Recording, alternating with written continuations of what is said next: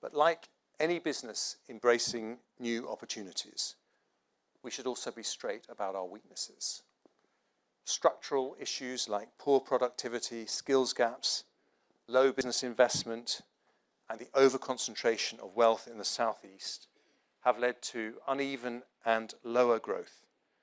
Real incomes haven't risen by as much as they could as a result. Confidence in the future, though, starts with honesty about the present.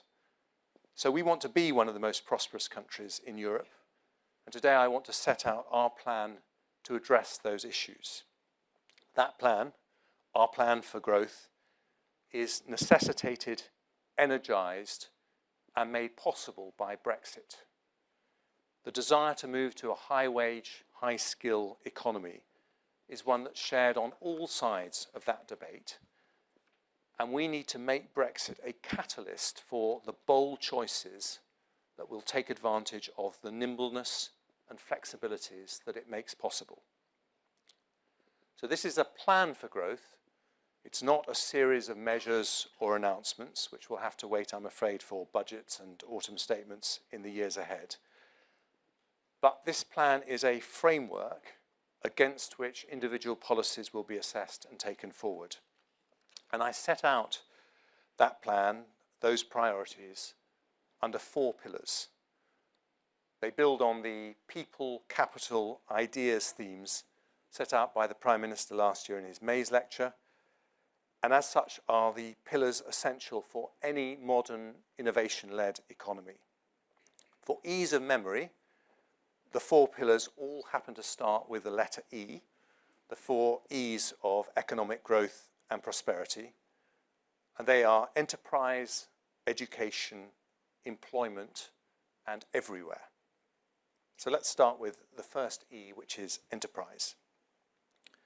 If we're to be Europe's most prosperous economy, we need to have, quite simply, its most dynamic and productive companies.